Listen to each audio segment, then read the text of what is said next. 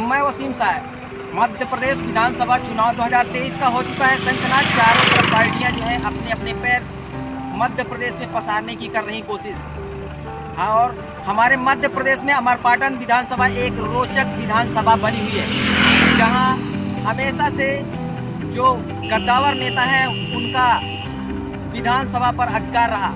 आज फिर देखने को है कि 2023 का चुनाव किसके पक्ष में जाता है। युवा व्यापारी और महिलाएं किसकी नैया पार लगाती हैं, इसके लिए हम जानने के लिए पहुंचे हैं अमरपाटन विधानसभा के मुकुंदपुर कस्बे में।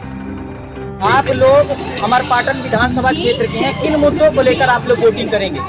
अभी तो पार्टी के जो पार्टी का मेंबर है, पार्टी ने टिकट भी वितरण नहीं किया, लेकिन आपके यहाँ के जो विधायक थे वो मंत्री पद पे भी रहे। यदि उनको टिकट मिलती है तो आप लोग क्या करेंगे?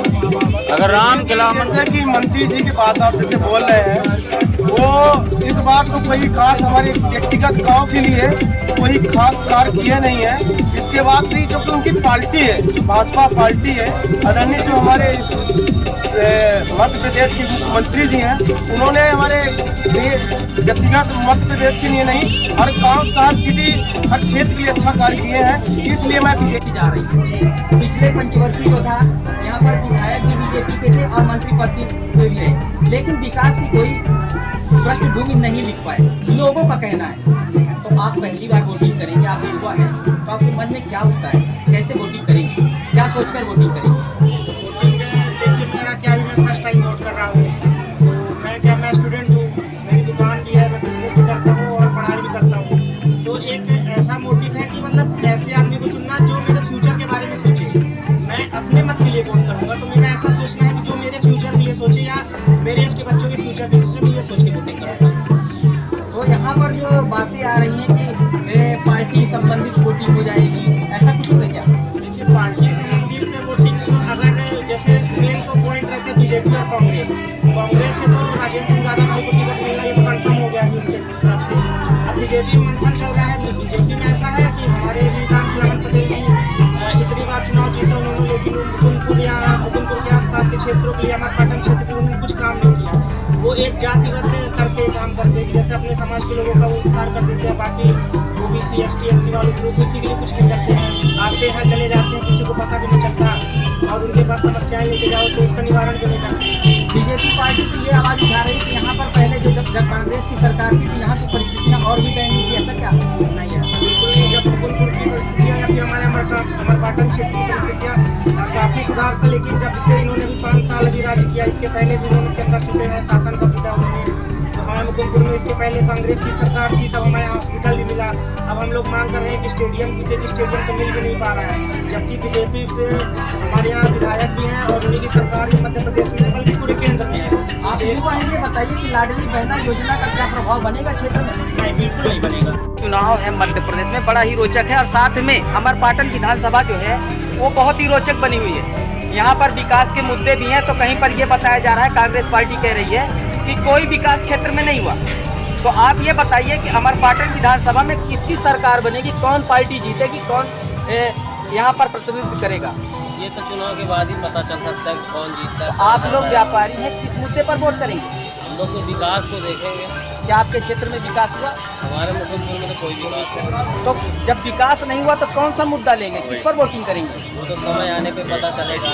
लेकिन विकास का मुद्दा आपका होगा। विकास का मुद्दा व्यापारी को कोई भी मतलब ये जो यहाँ पर विधायक थे और मंत्री पद पे भी रहे, लेकिन क्या व्यापारियों को सहूलियत नहीं मिली? नहीं, कुछ नहीं। वोट जाएगी। व्यापारी क्या सोचता है?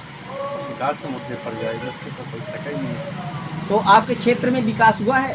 विकास तो देखो हुआ ही नहीं, अपने क्षेत्र का पर विकास चल तो क्षेत्र में विकास नहीं हुआ तो किस मुद्दे पर आप लोग वोटिंग करेंगे? तो फिर अब वोटिंग के समय जो दिक्कत नहीं जाएगा। इसके साथ साथ अमरपाटन विधानसभा बहुत ही रोचक है, जहां पर विकास की मुद्दे प्रमुख हैं। यहां पर देखा जा रहा है कि पूर्व में बीजेपी के विधायक थे, मंत्री भी रहे, लेकिन उनके सामने बात ये आती है, जनता ये कहती है कि उन्होंने विकास नहीं किया। तो अब ये मुद्दा है कि आप लोग महिला हैं, आप लोग के मन में क्या बात उठती है? आप वोटिंग करेंगी तो किस बेस पे वोटिंग करेंगी? विकास के बेस पे वोटिंग करेंगी कि कोई और मुद्दा होगा आपका? हमें तो जो विकास भाई मिल रहा है। क्या विकास आपको मिला? हमको मिल रहा है, लाडली बहना का मिल रहा है। तो आप लोग लाडली बहना के बेस पे वोटिंग करेंगी? हाँ, हम वोटिंग करेंगे, शिवराज सिंह भैया को देंगे।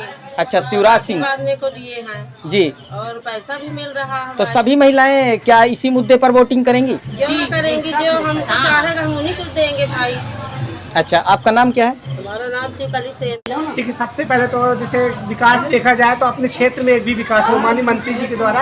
और टोटल अगर 5 साल में देखा जाए तो गिन के 9 से 10 बार का वो हुआ, आना जाना हुआ है मुकुंदपुर क्षेत्र में। और तो जितनी बार आते हैं तो अपनी पुरानी जो भी कार्य करते हैं उसी को गिना के चले जाते हैं। तो इस बार तो वो नहीं कह सकते कि विकास उनको वोट देंगे मंत्री जी को।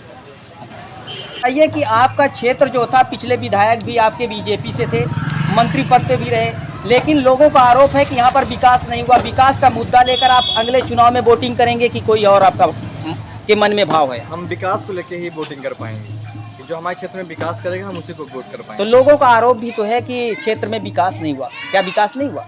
विकास तो हुआ है पर कुछ चीज़ों में विकास अभी भी अधूरा है हमारे क्षेत्रों में। जी जी। जैसे अभी हमारा मुकुंदपुर सतना जिले में था, अभी मैहर जिले में किया जा रहा है, तो उसमें हम लोग को बहुत सारी समस्याएं आने वाली हैं। या तो फिर हमारा मुकुंदपुर जो सतना जिले में उसको रीवा जिले से नज़दीक करे तो हम लोग का विकास और तेज़ी से हो जाएगा, क्योंकि हमारे मुकुंदपुर से रीवा 15 किलोमीटर के नज़दीक में आता है और रीवा से एकदम जुड़ा हुआ है। आप युवा हैं, रोजगार का भी मुद्दा आपके सामने है कि नहीं है? रोजगार का बिल्कुल मुद्दा है। रोजगार के भी साधन क्या मुहैया कराए गए अमरपाटन में? नहीं, अभी